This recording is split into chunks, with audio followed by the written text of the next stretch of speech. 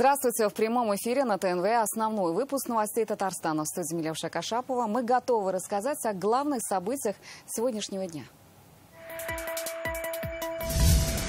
Уже завтра примут первых учеников. Школа долгожданная, да, потому что и родители мечтали. В Татарстане сегодня ввели в эксплуатацию 11 новых школ. Где они появились, расскажет Вероника Гайнутдинова.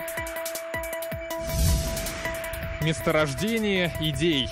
Мы одни из первых освоили полный цикл. Какие разработки сегодня представили Рустаму Минниханову на Татарстанском нефтегазохимическом форуме, расскажет Рамиль Галиулян. Башня Казанского Кремля готова принимать гостей. После ремонтных работ здесь развернулся музей и вновь заработал малиновый звон. С позиции музея Спасской башни представлен более 100 подлинных предметов. Подробнее в материале с Ириной Васильевой. Завтра начнется новый учебный год. Сразу 11 новых школ в Татарстане примут своих первых учеников. Сегодня их одновременно ввели в эксплуатацию в режиме видеоконференц-связи. Из Казани открыл Раис Рустам Минниханов, из Москвы министр просвещения России Сергей Кравцов и председатель корпорации ВЭБ-РФ Игорь Шувалов.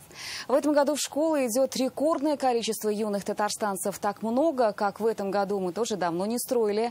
Учебные заведения появились в микрорайонах Казани и Челнов с острой потребностью на местах, а также в селах, где их давно ждали. Репортаж Вероники Гайнутдиновой. В режиме видеоконференции главы муниципальных образований республики, строители, педагогические коллективы новых школ. На связи города и районы Татарстана, где уже завтра свои двери откроют новые школы. 4 из них в Казани, 2 в Набережных Челнах, также в Тукаевском, Арском, Мамадышском, Высокогорском и Алькеевском районах. Рустам Минниханов отмечает, в республике развитию образовательной системы уделяют особое внимание. Благодаря национальным проектам и федеральным программам средством республики к новому учебному году построено 11 объектов образования на общую сумму более 17 миллиардов рублей. Министр просвещения России подчеркнул, Татарстан лидер по эффективности работы в системе образования. Много из того, что реализуется в целом в стране, мы берем от Республики Татарстан. Мы хотим опыт управления системой образования, в том числе организации строительства и школы, детских садов, инфраструктуру, взять опыт Республики Татарстан и транслировать на все регионы страны. 3 школы построены в рамках специальных соглашений с госкорпорацией ВЭБ-РФ, практически государственно-частное партнерство. Лучший опыт – это Республика Татарстан. Рустам Нургалиевич, я должен вам сказать спасибо в очередной раз за любой проект, за который мы беремся вместе с вами. У нас всегда успех. Казань в этом году построила 4 новые школы на 6 тысяч детей в микрорайонах, новостройках. Это Салават КПР, Светлая долина, Сибгата Хакима и вот микрорайон Фермерское шоссе, где мы находимся. Вот на связи Казань, где в последние годы наиболее сильно ощущается дефицит мест. Поэтому сегодня школы строят в новых густонаселенных микрорайонах. 186-й многопрофильный лицей рассчитан на 1224 ученика, а обучались 2800. Теперь здесь будут учиться только старшеклассники. Школа долгожданная, да, потому что и родители мечтали. Город большой, школ достаточно много. Но, конечно же, неудобно, когда школа находится в шаговой доступности. 2 новые школы, каждая на 1501 ученическое место. Одна из новых школ в Набережных Челнах, центр образования номер 16. Он на 1500 учеников. Покроет потребность новых и еще строящихся жилых комплексов. Ближайшие 2 школы уже перегружены, поэтому вопрос с нехваткой мест стоял остро. Очень важна эта школа, потому что рядом, в принципе, как бы поблизости есть 2 школы, новая школа 30-я, 42-я, но они работают уже практически в 3 смены, в 2 смены полноценно, там по 2800, по 1800 детей как бы в этих школах, и они перегружены.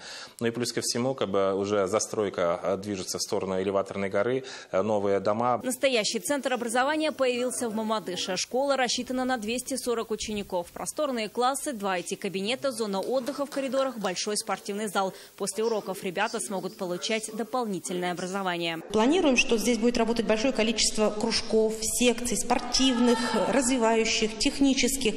Для этого все условия. Эта школа будет определена базовой школой, значит, Академии наук Российской Федерации. И здесь, в этой школе на базе, будут проходить все российские, значит, различные, значит, мероприятия, которые связаны с наукой и так далее. Благодаря данным сегодня объектам в республике появилось почти 10 тысяч мест в школах, и все учебные заведения готовы к приему учеников. Вероника Гайнудинова, ТНВ, Татарстан. В Татарстане выросла доля внебольничной пневмонии, вызванной коронавирусом. Это каждый 10-й заболевший ковидом за прошлую неделю. В республике циркулирует только штамм омикрон. Ранее инфекция проходила бессимптомно или по типу ОРВИ, сообщил Роспотребнадзор. Уже пришел грипп. За неделю 2 новых случая. В прошлом эпидсезоне первые заболевшие были только в середине ноября.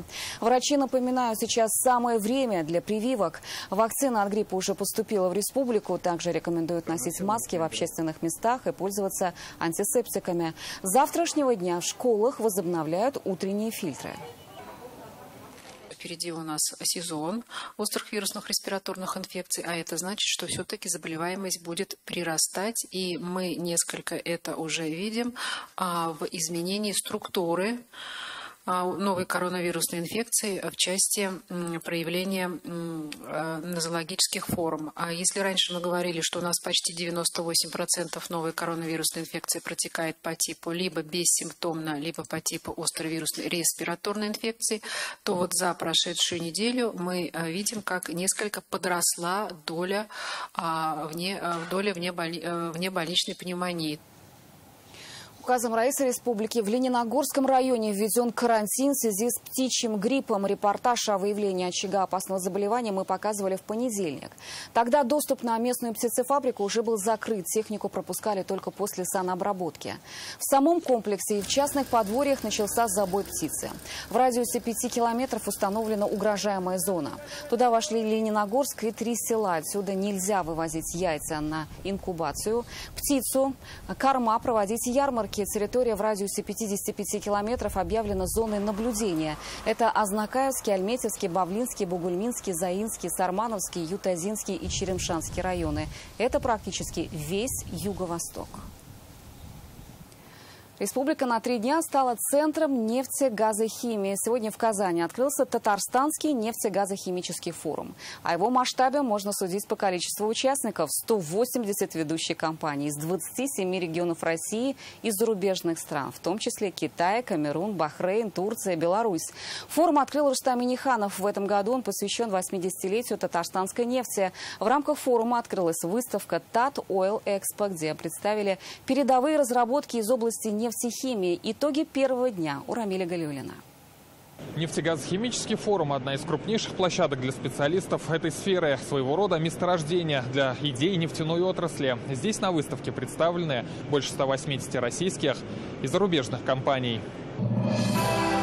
Татарстанский нефтегазохимический форум 2023 года объявляется открытым. С символического нажатия кнопки начинается Татарстанский нефтегазохимический форум. В этом году он приурочен к 80-летию нефтедобычи в республике, подчеркивает Рустам Минниханов во время церемонии открытия. За прошедшие годы в республике построены и успешно функционируют крупнейшие объекты нефтегазохимической промышленности.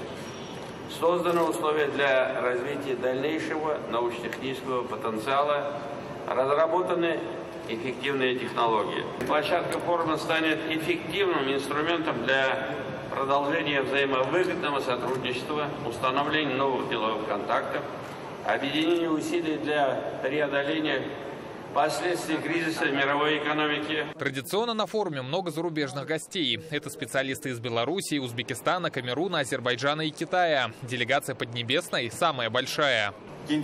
Форум, безусловно, придаст мощный импульс обмену и сотрудничеству между странами. Для меня большая честь быть здесь. От имени правительства Республики Беларусь хотел бы всех тепло и сердечно поприветствовать, пожелать форуму плодотворной, высокоэффективной работы, новых контрактов, новых свершений. Собирается и двигатели, собирается автомобильный. Все достижения нефтегазовой сферы представили на специальной выставке. Стенды внимательно изучает Рустам Минниханов. Так разработчики из Екатеринбурга представили современные контроллеры для предприятий. Широкий охват. Это и нефтяная промышленность, и газовая, химическая, малые предприятия, сфера ЖКХ. Даже обычные индивидуальные предприниматели берут наши приборы и на их основе выстраивают свои системы автоматизации. Взамен иностранных аналогов татарстанская компания локализовала производство магнитострикционных датчиков. Эти поплавки применяются для измерения уровня нефтепродуктов и других жидкостей. Наши указатели уровня можно установить как на емкости подземные, так и надземные. Давление может быть до 420 атмосфер, температура до 450 градусов.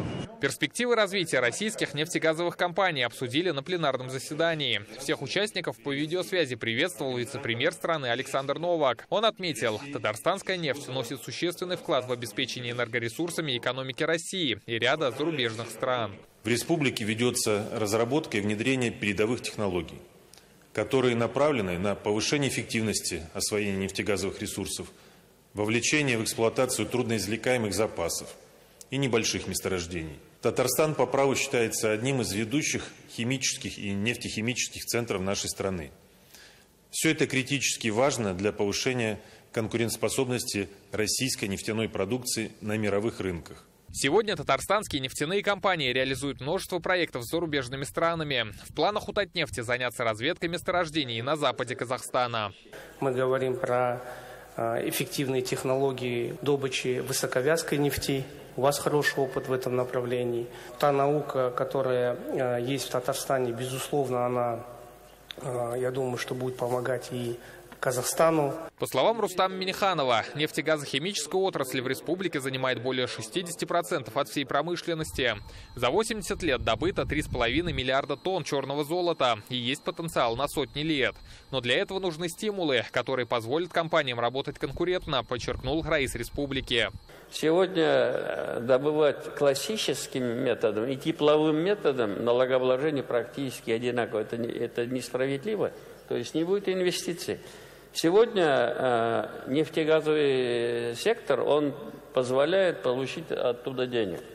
Увеличить нагрузку на нефтегазовый сектор, конечно, мы быстро можем получить деньги, но компании, а в том числе и бюджеты, где находятся эти компании, они теряют инвестиционные составляющие. Искать решение разных проблем гости форума будут 2 дня. Участников ждет насыщенная программа. Это бизнес-встречи, дискуссии и 150 докладов. Рамиль Галиуллин, Данил Филатов, ТНВ, Казань. Казанские перевозчики боятся обновить автобусный парк. Почему федеральный подарок региональным ПТП пришелся не ко двору, читайте в интернет-газете «Реальное время». Депутаты Госсовета почтили память руководителей республиканского парламента прошлых лет. Это государственные деятели, в разные годы работавшие на разных должностях, в том числе председателями Президиума Верховного Совета ТАССР. Сегодня парламентарии с Фаридом Мухаммедшиным посетили места захоронений. Акцию памяти приурочили ко Дню Республики. На Арском кладбище цветы возложили на могилы Анвара Багудинова, Гали Динмухаметова, Василия Лихачева, Мухаммада Сабирова. На Новотатарском кладбище почтили память Саляха Низамова и Салиха Батыева. Сегодня возлагая цветы, мы вспоминали годы совместной работы. Светлая память сохранится в наших сердцах. Родственникам, близким хочу выразить еще раз памятные соболезнования. И скажу, что аппарат Государственного Совета по мере возможностей регулярно каждый год принимает участие в наведении порядка, сохранении могил, мест захоронения этих выдающихся людей. Это наш вклад в их память. В рамках всероссийского проекта «Вахта Героев Отечества» Казанское танковое училище посетили герои России Артур Орлов и Александр Борисевич. Они осмотрели учебные классы и пообщались с курсантами. Напомню, сейчас в Татарстане находится делегация из 20 героев России. Они посещают различные регионы страны и проводят уроки мужества в школах, вузах, кадетских корпусах, воинских коллективах. «Вахта Героев Отечества» продлится в республике до 2 сентября. Герои России посетят учебные заведения Казани, Арского, Верхнеуслонского, Высокогорского, Зеленодольского и ряда других районов. Сегодня уникальная была возможность посетить наше родное училище Казанское танковое, где собрали 1-2 курс наши подрастающее так называемое поколение. И на беседе именно с ними очень были заданы такие довольно-таки серьезные вопросы. Встреча с курсантами в прославленном Казанском танковом училище всегда откладывает большой отпечаток. Главная задача, с которой прибыли сюда герои, именно осуществляя вахту героев от Российской ассоциации героев, это пропаганда именно патриотизма любви к родине, к осуществлению героических подвигов. Наши земляки, участвующие на специальной военной операции, настоящие герои. Их храбрые поступки, показанные в наших репортажах, вошли в историю страны как пример истинного патриотизма. Сейчас в эфире рубрика «Наши герои». Как раз на этой неделе в Татарстан приехал наш земляк, герой России Расим Баксиков. Это его первый приезд в Казань после получения золотой звезды из рук Владимира Путина. Он был на встрече Раисы Республики с героями России. О Расиме Баксикове страна узнала этим летом. Со своим экипажем на СВО он разгромил колонну бронетехники ВСУ. Танк «Алеша» вступил в бой и остановил продвижение 2 танков и 6 бронетранспортеров с десантом. За этот подвиг и представили весь экипаж к высшей награде. Расим родом из деревни Беляр Алексеевского района. Окончил Казанское танковое училище на СВО с момента ее начала. Почему он решил защитить жителей Донбасса, он рассказал журналисту ГТРК Станиславу Назарову. Я наблюдал за всем этим происходящим с 2014 года. Я видел беженцев, которые приезжали в Россию, видел, как им помогают. Тоже,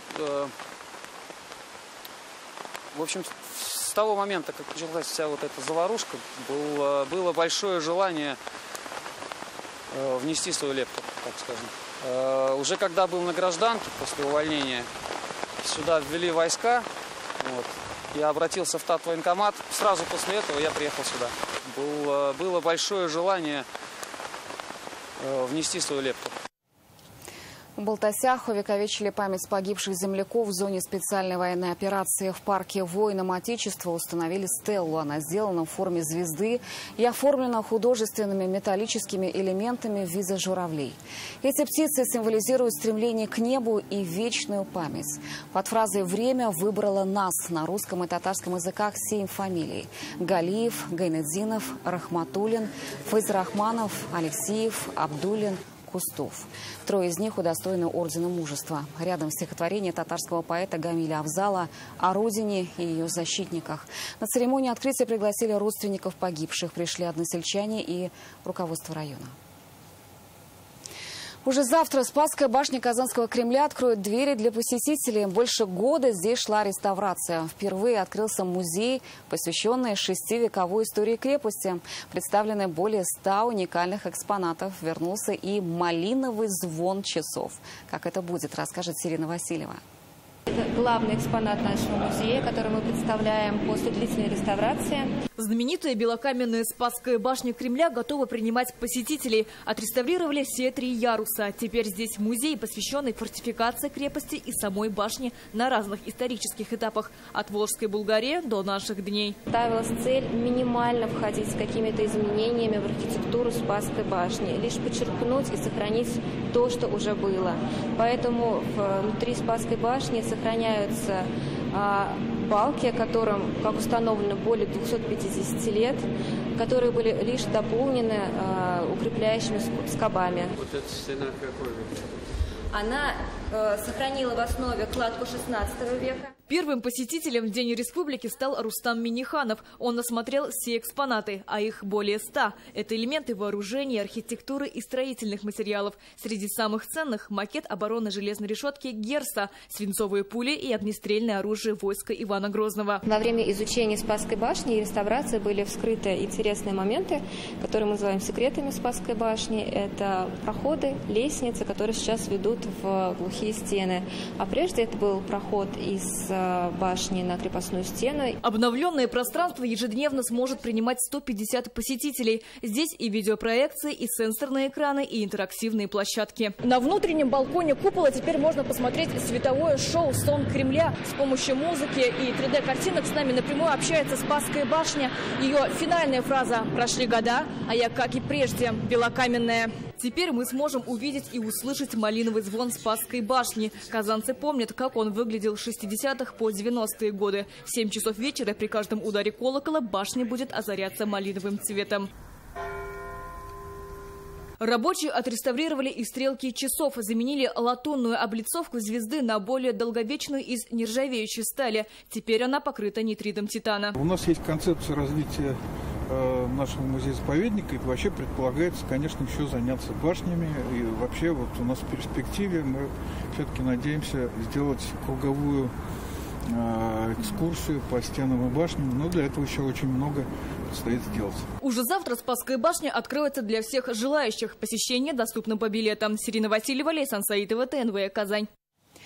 Вернемся к одной из главных тем дня – нефтегазохимическому форуму. На выставке TAT Oil Expo принимает участие одна из крупнейших компаний республики АО «ТАИФ-НК». Предприятие представляет свою продукцию, в том числе новые образцы. Что именно? Подробнее в нашем материале.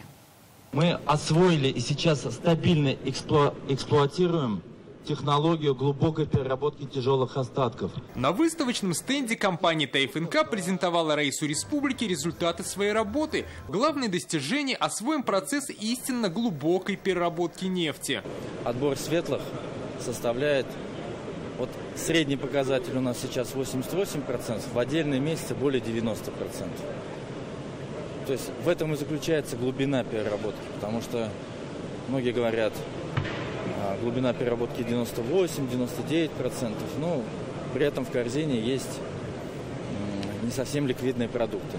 Мы же говорим о том, что отбор светлых нефтепродуктов низкий – это самый главный показатель.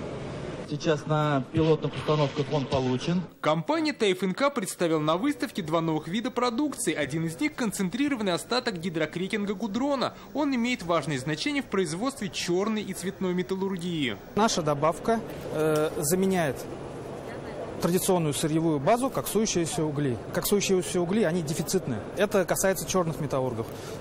Цветные металлурги провели испытания. Наш КОГГ, он заменил каменноугольный пек. Еще одна новинка – арктическое дизельное топливо. Оно не замерзает при температуре минус 45 градусов. То есть техника на таком топливе может работать в самых северных широтах. Сейчас в планах компании ТАИФ-НК завершить строительство установки и ввести в промышленную эксплуатацию последний этап глубокой переработки. Один из больших выставочных стендов на выставке TAT Oil Expo у КМПО. Предприятие презентовало собственные разработки, которые позволяют улучшить экологическую обстановку и повышают энергоэффективность. На выставочном стенде КМПО макет газотурбинной энергетической установки. Это разработка предприятия. Она позволяет решить проблему утилизации попутного газа. Теперь его можно не сжигать, а направлять в установки для выработки тепла и электроэнергии. Оборудование можно устанавливать на месторождениях, объектах промышленности, в малых городах и поселках. Такое решение, с одной стороны, экологично, с другой – энергоэффективно. Газотурбинная энергетическая установка производства КМПО может работать не только на попутном нефтяном газе, но и на природном газу. Такая установка введена в эксплуатацию на территории нашего предприятия и на сегодняшний день находится в активной эксплуатации. Применение данных энергетических установок позволяет экономить затраты на выработку электроэнергии. Переход на собственный источник электроснабжения позволил повысить надежность и качество теплоснабжения предприятия, сократить расходы более чем на 30% с учетом продаж излишков электроэнергии на розничном рынке. Вероника Гайнудинова, Ленар Кузяхметов, ТНВ, Казань. Протей-технология на выставке TAT Oil Expo представила отечественные системы связи для предприятий. Компания создает импортозамещающую продукцию и помогает корпорациям перейти с иностранного производителя на отечественного. Здесь представлены терминалы видеоконференц-связи «Малахит», которые разработаны и произведены в Санкт-Петербурге. Эта система видеоконференц-связи может выдавать до 250 индивидуальных раскладок разрешением до 4К.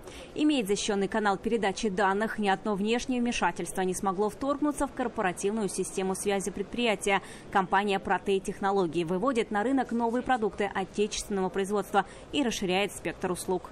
Из новинок хотим отметить платформу унифицированных коммуникаций Протей Unicom, которая позволяет объединить разрозненные системы связи в единую цифровую среду корпоративных коммуникаций.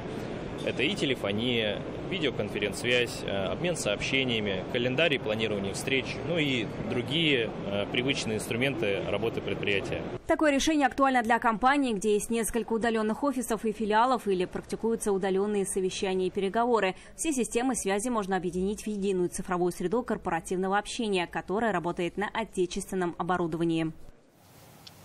В Казань возвращается международный музыкальный фестиваль «Сотворение». Он стартует в следующую пятницу. У Центра семьи «Казан» уже начали монтаж сцены и площадки. Приглашены 25 музыкальных групп. Это 150 артистов из 8 стран – России, Бразилии, Индии, Китая, ЮАР, Мали, Армении и Турции. На сцену выйдут The Haters, The Mates, Алексей Архипов, Найк Борзов и другие. Татарстан будут представлять Мураками, Джуна и Джукбокс Трио. Группа «Кино» покажет шоу, где Виктор Цой фактически оживает на сцене со своими легендарными композициями. Будет подготовлена и специальная музыкальная часть на татарском языке. Масштабная картина размером с 5-этажный дом, мурал с изображением корабельной рощи, символа Нижнекамска, появился на улице Вокзальная. Арт-стрит – результат совместной работы программы социальных инвестиций «Формула хороших дел» и известного городского художника. На торжественном открытии побывала Гульнара Миниханова.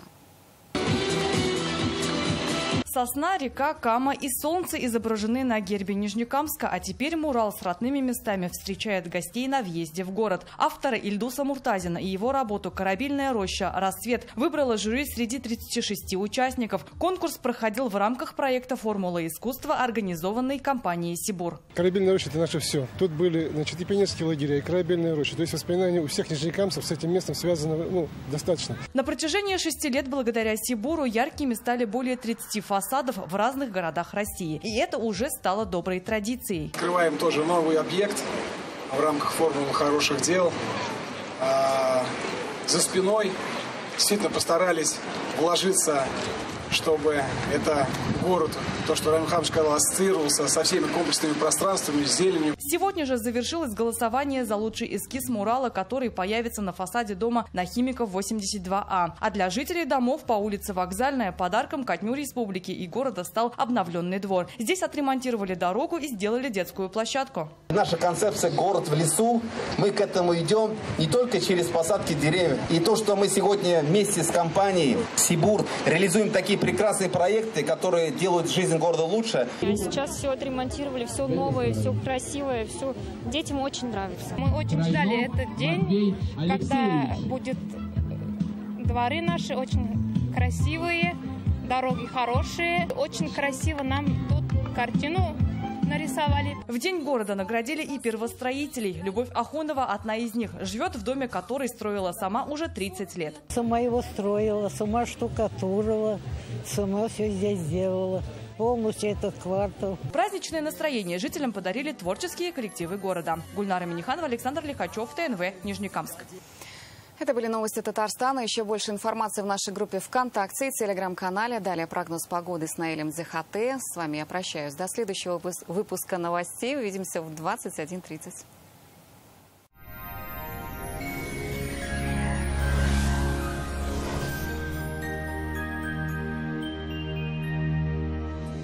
Здравствуйте! Иссямисыз. В студии Наиль Дзихате.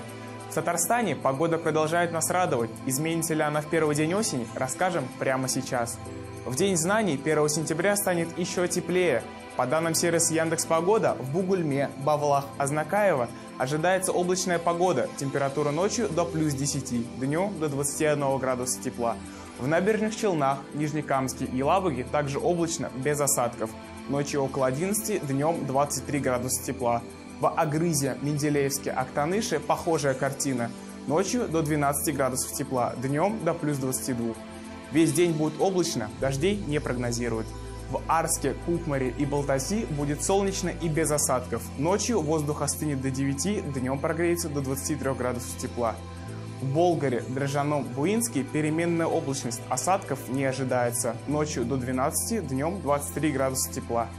В Альметьевске, Чистополе, Мамадыше облачно с прояснениями. Температура до 11 градусов тепла, днем плюс 23. В Казани первый день осени также будет теплым и ясным. Температура до 12 градусов тепла ночью и до 24 градусов днем. Однако ветер будет дуть с севера. Давление выше нормы 756 мм ртутного столба. Влажность около 50%. Магнитное поле спокойное. Это все о погоде. Я с вами прощаюсь. Всего доброго. Кенерегес, уңышлы болсын.